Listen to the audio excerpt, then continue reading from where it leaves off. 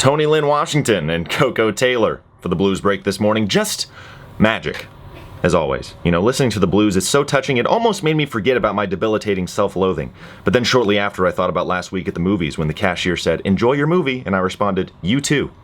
And then it all came rushing back.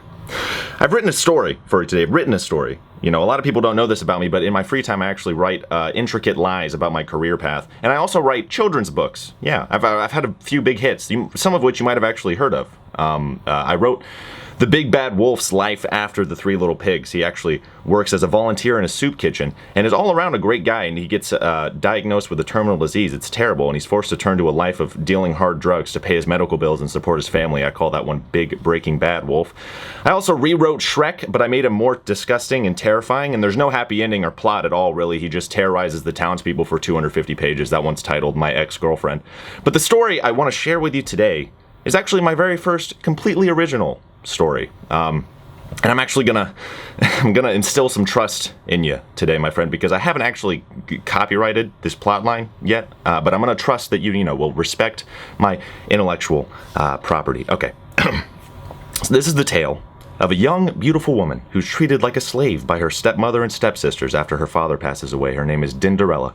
Dinderella worked hard, sweeping her stepmother's home, taking care of the garden, doing the laundry, you name it, Dinderella did it. She was kind, but sad. She didn't want this life. She didn't ask for this life. She wanted to go to dances and parties, and she wanted to meet her lifelong crush, Prince Alarming. Super weird guy. He had really beady eyes. I don't know what she saw in him, but it's what she wanted, and that's all that matters. But her stepmother never let her leave the house. Dinderella's broom was broken and short, so she had to hunch over to sweep. Her shoes were tattered and left her feet blistered. She was tired. And one day, after a long day's work, her stepmother and her sisters went to a ball and left her at home, as they usually did.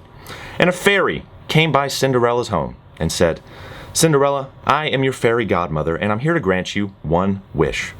Dinderella was shocked, as you would be if there was a fairy before you, and she said, I could really wish for anything."